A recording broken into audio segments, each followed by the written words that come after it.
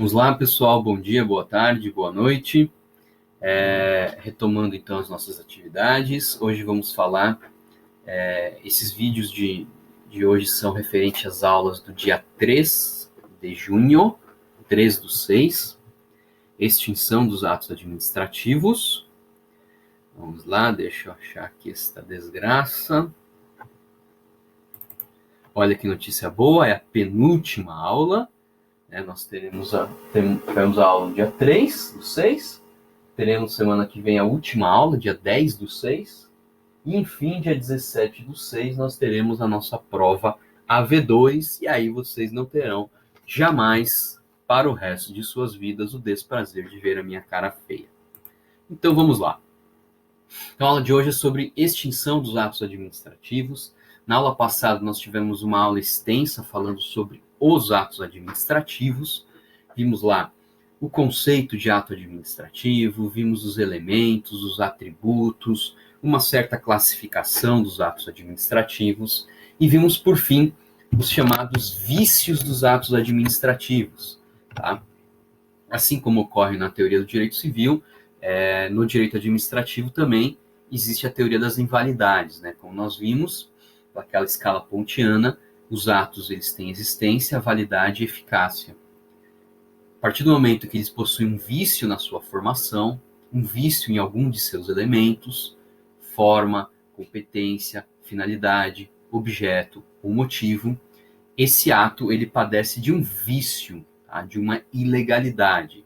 Esta ilegalidade, como nós veremos melhor hoje, poderá redundar na nulidade de pleno direito do ato, ou então na sua anulabilidade, fazendo com que ele seja possível que ele seja saneado, ou que ele seja convalidado. Então, pegando a ponte do último item que nós vimos lá, sobre os vícios, vamos falar agora sobre a extinção dos atos administrativos. Basicamente, pessoal, eu só vou tratar de 3 institutos aqui, porque a gente não tem tempo, tá? Eu vou tratar, então, da anulação, da revogação e da convalidação. Então, vamos lá. A anulação e a revogação são espécies de extinção do ato administrativo. A convalidação, que a gente vai ver hoje, é uma espécie de saneamento, de recuperação, de restauração desse ato administrativo antes que padecia de um vício. Então, vamos lá. A anulação. O primeiro ponto aqui a que se falar é a súmula 473 do STF, que é uma súmula bem famosa, que nada mais diz do que a administração pública ela tem o dever de anular os seus atos com derivados de vícios e tem também o poder de anular, de revogar esses atos no caso de conveniência e oportunidade. Vamos ver se eu acho aqui a súmula 473. Só para vocês terem uma ideia.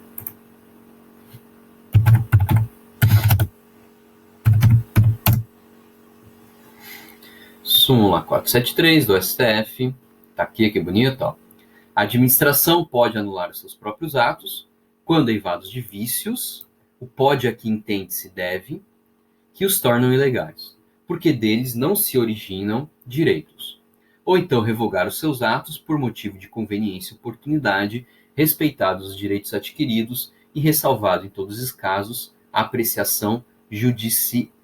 Beleza? Então, memorizem bem essa súmula, porque ela é uma súmula bem importante. E depois, a Lei 9784 vai replicar várias coisas dessa súmula aí. Então, quando nós estamos falando de anulação, isso é importante, nós estamos falando, então, de um vício de validade do ato administrativo. Um vício de validade.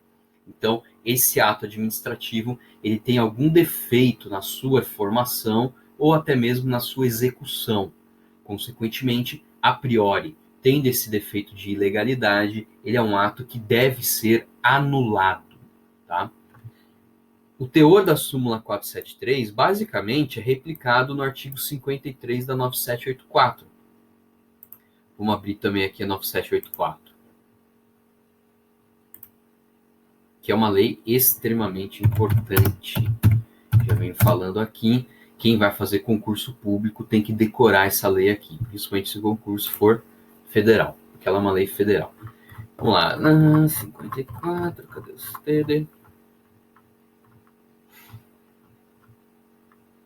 Se vocês pegarem o teor do artigo 54 e a súmula 473, vocês vão ver que é muito parecida a redação, tá? O direito da administração de anular os atos administrativos que decorram de efeitos favoráveis para os destinatários decaem 5 anos, tá? Então, artigo 53, desculpa, né? A administração pública deve anular seus próprios atos quando levados de vício de legalidade e pode revogá-los por motivo de conveniência e oportunidade, respeitados os direitos adquiridos. Note aqui que a lei, ela está falando que a administração pública deve anular, enquanto a súmula está falando a administração pode anular, tá? Qual que vale? Vale o que está na lei, então a administração deve anular. Mas se for uma questão de concurso público, fiquem muito atentos como vai ser o enunciado dessa sacanagem, tá? Nunca esqueça, o concurso público serve para provar que você não sabe. Então, ele está cheio de armadilhas. Vai depender como vai estar o enunciado. Se o enunciado falar segundo a súmula 473, pode anular. Se o enunciado estiver falando segundo a 9784, deve anular. Sim, é uma baita sacanagem, é injusto, infelizmente. Culpa de quem faz esses concursos públicos, né? Essas bancas aí meio idiotas. Beleza. Então, vamos lá. A anulação, então, é um instituto que existe quando o ato ele está eivado de vício. Quem pode anular os atos administrativos? Todos podem anular. Todos quem? Tá? Vamos entender bem isso aqui.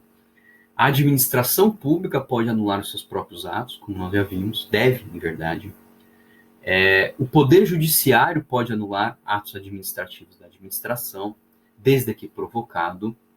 E também outras instâncias de controle, tais como o Tribunal de Contas e até mesmo quem defenda que o próprio Legislativo poderia anular atos da administração pública. Depois eu quero tratar um pouquinho sobre isso, que está na redação da Constituição, que é o artigo 49, 10. Vamos abrir a desgraça.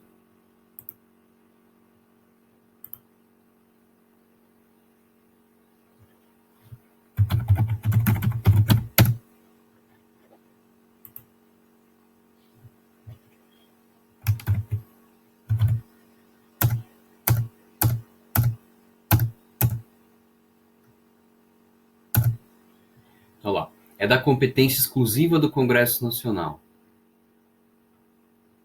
Inciso 10. Fiscalizar e controlar, diretamente ou por qualquer de suas casas, os atos do Poder Executivo, incluídos os da administração indireta. Eu já vi doutrinadores e eu me alinho a essa perspectiva de que é possível um processo de anulação de ato administrativo pelo Legislativo, tá? Como isso funcionaria ali no regimento interno deles, eu sinceramente não sei e não tive tempo de ver, tá? Mas, enfim, quando nós falamos de atos administrativos e anulação, nós podemos então concluir que tanto a própria administração poderá anular os seus atos, quanto o judiciário, desde que provocado, e até mesmo, a quem defenda, o legislativo. Beleza? Tá. Quais atos podem ser anulados? Todos os atos. Tá? Então, pode ser anulado atos vinculados, atos discricionários, atos normativos, atos disciplinares, atos decorrentes de poder de polícia. Todos os atos administrativos podem ser anulados.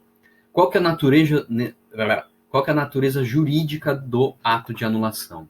O ato de anulação é um ato vinculado, principalmente à luz do 53 da 9784, quando a lei diz que a administração deve anular os seus próprios atos. Então, esse ato administrativo de anulação, então imagine o seguinte, eu tenho um ato de demissão de um servidor público.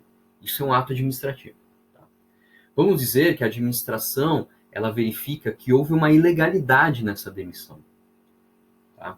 A própria administração anula essa demissão. E aí ela vai ter que confeccionar o ato de anulação. Tá? Então nós temos dois atos. A demissão, que foi ilegal, e o ato que anula a demissão. Então são dois atos. Tá?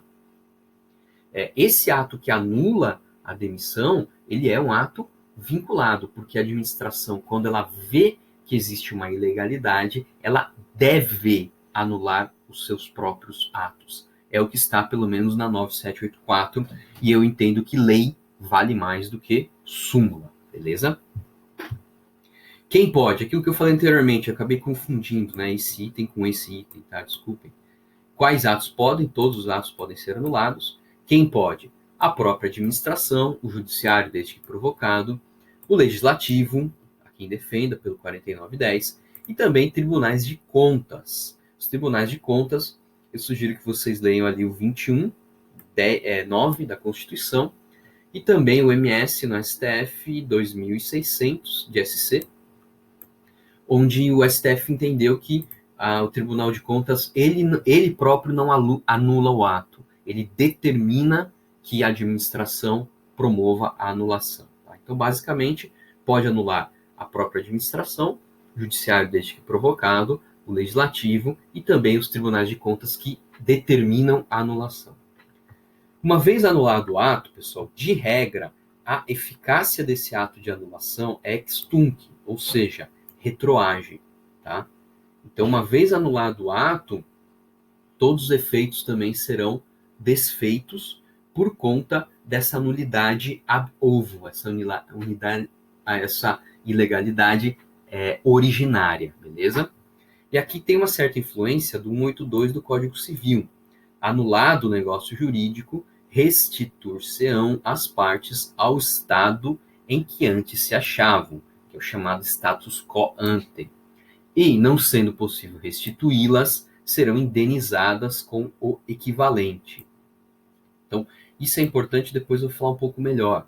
E esse é um dos pontos que geram mais discussão na anulação. De regra, anulou um ato, ele não gera efeitos desde o início. Tá? Ou seja, desde a sua origem. Tá? Desde a sua origem. Se não for possível fazer essa anulação desde a origem, aí nós poderemos falar em indenizações, tá? Em eventuais indenizações. Então vamos lá. A regra, então, é que a anulação opera efeitos ex tunc, retroativo, desde o início. Uma vez feito o ato, ele foi anulado, anula-se todos os efeitos que decorreram dele. Beleza? Então, por exemplo, uma licitação, se ela é anulada, anula-se todos os efeitos que decorreram dela, inclusive o contrato que foi assinado. Tá? Inclusive o contrato que foi assinado. Não tem como anular porque a empresa já construiu a obra, ou então a empresa já entregou as mercadorias. Aí a gente entra no plano da indenização, beleza? O direito civil aí ele é muito sábio, ele tenta resolver a coisa. Se não resolver, tudo se resolve em money, em indenização. O ato de anulação pode ter efeitos ex nunc, ou seja, a partir do momento, sem retroação? Pode, e a gente vai falar um pouco melhor sobre isso. Basicamente, quando nós estamos falando em situações em que o cidadão obrou de boa fé, em homenagem à confiança legítima, tá? Ou em situações que há uma boa fé de terceiros, nesse caso podemos falar em indenizações, e também a doutrina traz muito exemplo do servidor de fato. Tá? Então vamos dizer que o servidor de fato é uma coisa meio fantasiosa, mas a doutrina adora merda fantasiosa, né? E essas bobagens caem em concurso, em OAB. Servidor de fato, imagine que é um servidor que tomou posse de uma forma irregular.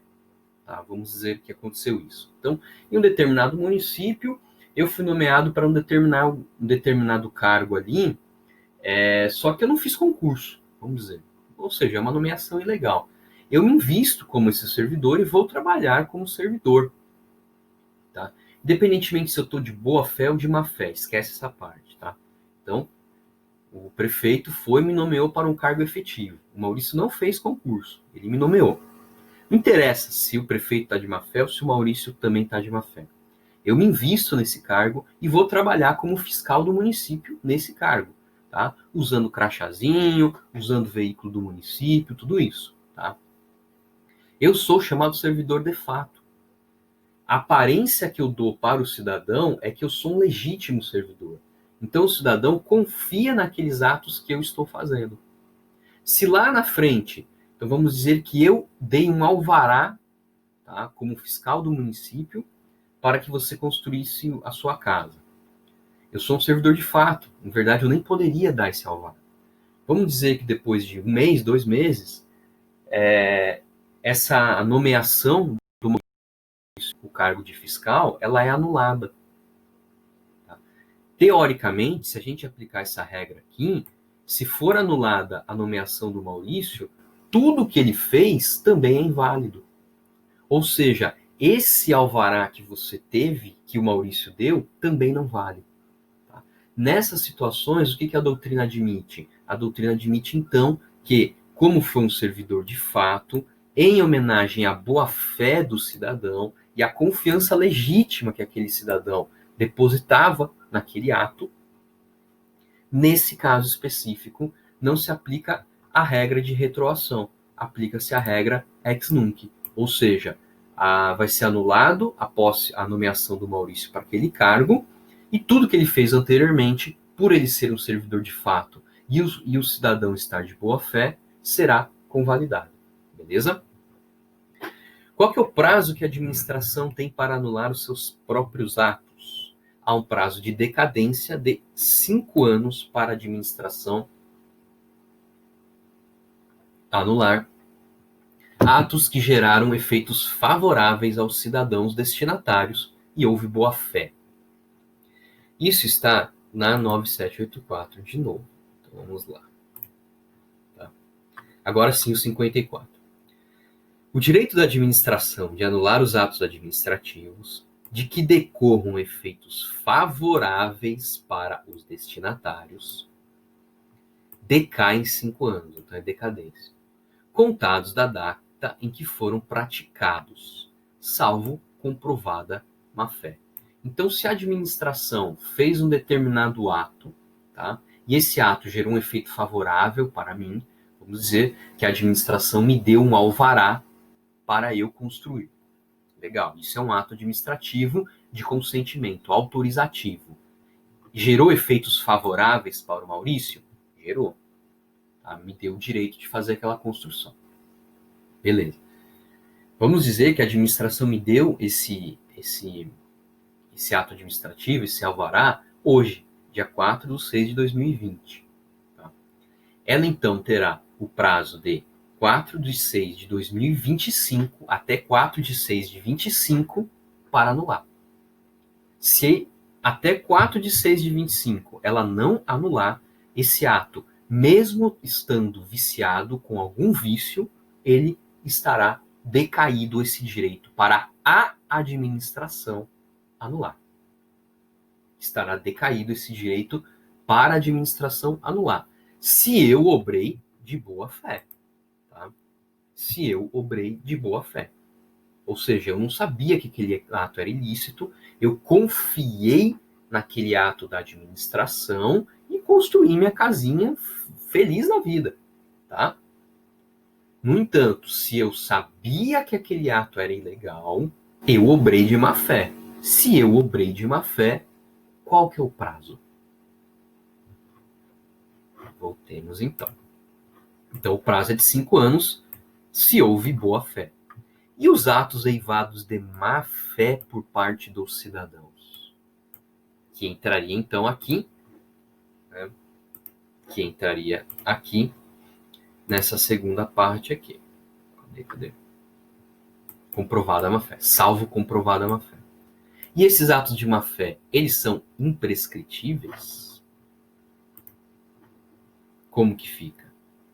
Será que eles são imprescritíveis? Cadê esse maldito?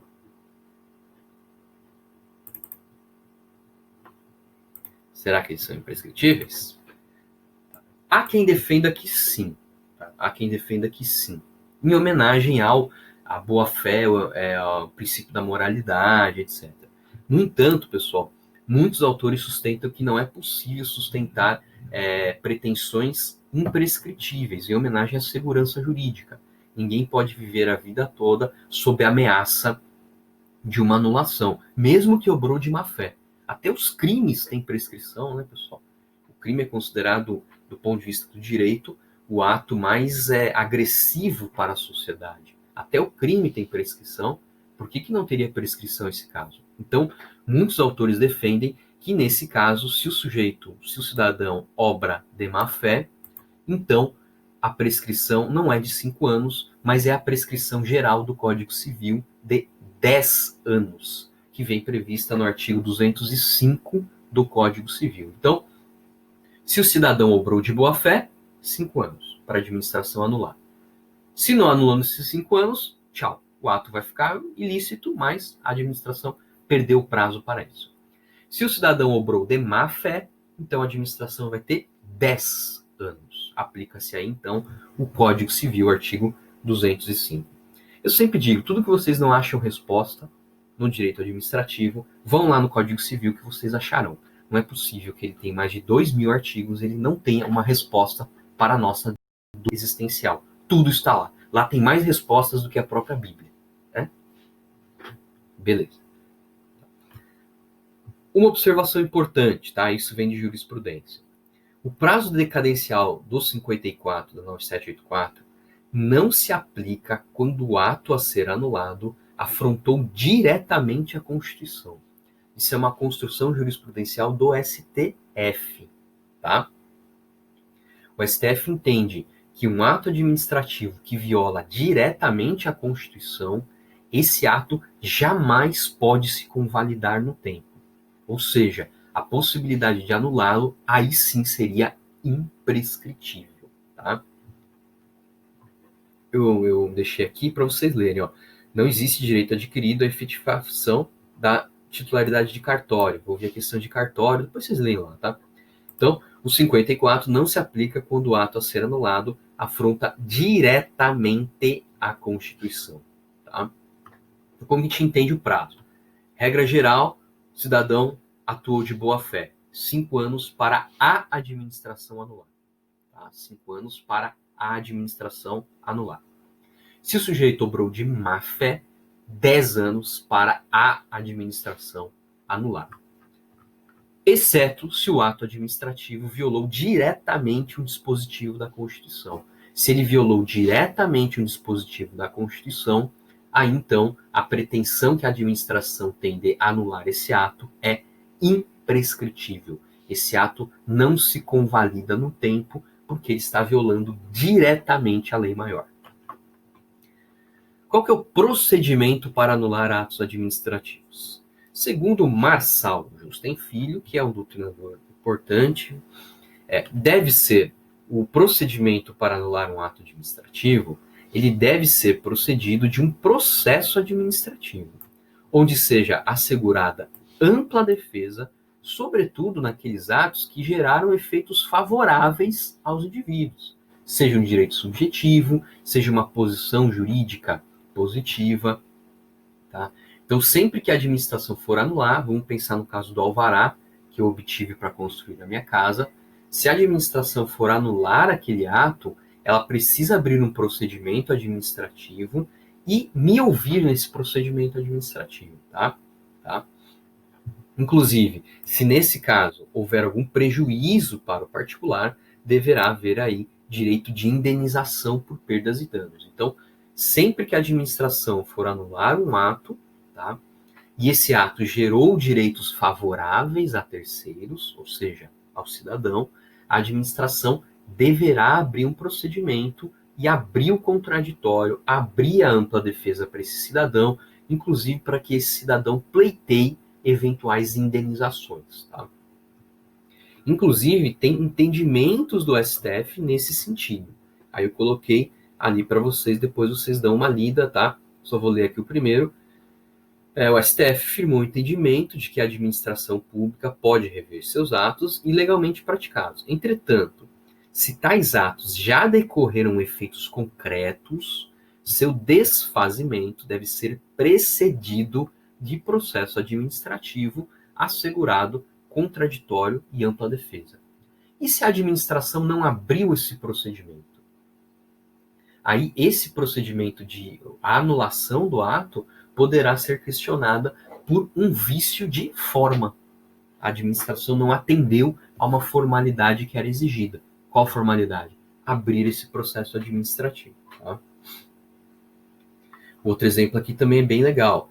Se a invalidação do ato repercute no campo de interesses individuais, faz-se necessária a instauração de procedimento administrativo que assegure o devido processo legal e a ampla defesa. Tá? O ato de anulação ele deve ser motivado. Lembra lá a motivação, que é a fundamentação do ato. Isso, inclusive, bem previsto claramente no 58 da 9784. Vamos lá ver. 58. Os atos administrativos deverão ser motivados, indicados os fundamentos jurídicos quando importem anulação, revogação, suspensão ou convalidação de atos administrativos. Tá? Esse artigo 50 da 9784, principalmente esses incisos aqui, eu recomendo efusivamente que vocês decorem, inclusive para a minha prova. Tá? Beleza, então. Vamos continuar. Sempre perco essa desgraça.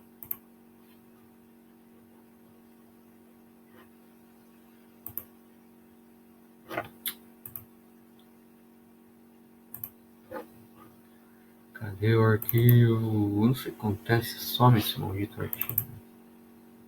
Tá, beleza. Então tá aqui. Tá? Então eles devem ser motivados. Eu sugiro também que vocês deem uma lida no artigo 20, parágrafo único da LINDB. A LINDB mudou o mundo, tá? Principalmente depois de 2017, quando ela foi reformada. Então, leiam, releiam, durmam com a LINDB. Principalmente para quem quer concurso. E não somente. Eu diria que 90% dos advogados aí, juízes também, não sabem as alterações da LINDB e ela pode ajudar muito vocês. Tá? Olha o que diz a LINDB, que lindo aqui, ó. 20, parágrafo único. A motivação demonstrará a necessidade e adequação da medida imposta ou da invalidação de ato, contrato, ajuste, inclusive em face de possíveis alternativas. Isso aqui é importante. A LINDB ela mudou muito, principalmente do ponto de vista de anulação de atos, etc. Tá? E o que diz o 20, parágrafo único? Diz que, além do ato administrativo de anulação ser motivado, ele tem que ser motivado, tem que ser fundamentado. Além disso, na fundamentação, tem que estar presente isso aqui, ó. A motivação demonstrará a necessidade de anulação do ato, a adequação de anulação, tá? Inclusive em face de possíveis alternativas. Ou seja, complicou mais a vida da administração. Então, quando a administração ela vai anular esse alvará que ela me deu, ela tem que motivar por que ela está anulando. Ela tem que dizer, ó, estou anulando porque o ato feriu a lei, tal. Beleza.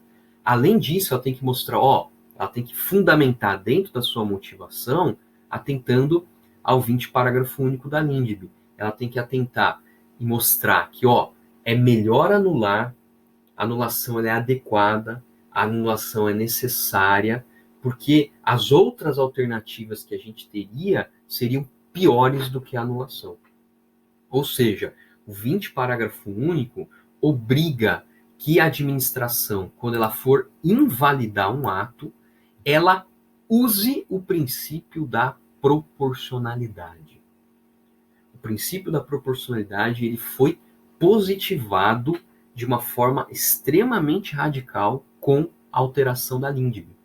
Então, quando a administração ela vai anular um ato administrativo, além dela motivar e dizer por que está anulando, ela é obrigada, está na lei, ela tem que aplicar o princípio da proporcionalidade.